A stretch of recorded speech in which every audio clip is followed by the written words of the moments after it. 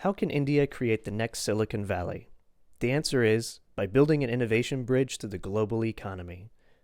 India's population is exploding. Within 10 years, India will surpass China as the most populated country in the world.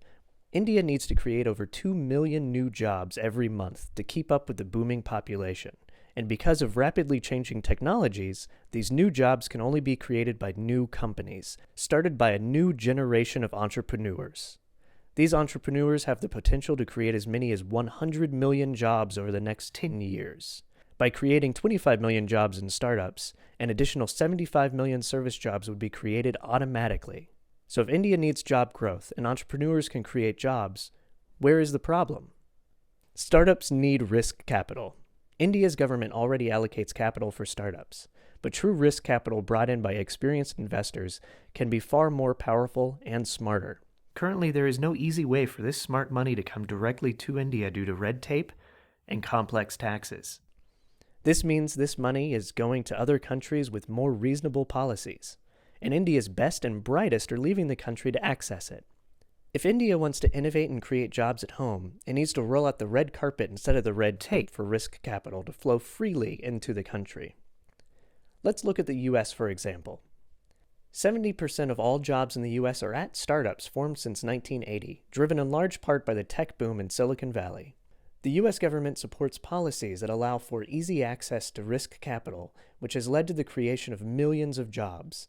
And in the last 10 years, 30% of all startups in the US are founded or co-founded by Indians. Why do Indians have to leave the country to create these startups and jobs? How to create jobs at home by building the innovation bridge. During the dot-com boom of the 1990s, entrepreneurs and government officials began working together to construct a bridge to overseas investors. This makeshift wooden bridge through Mauritius and Singapore is what's fueling the startup revolution in India today, leading to successful companies like Flipkart, Snapdeal, and Redbus. But the current wooden bridge makes doing business in India unnecessarily difficult and drastically limits India's true growth potential.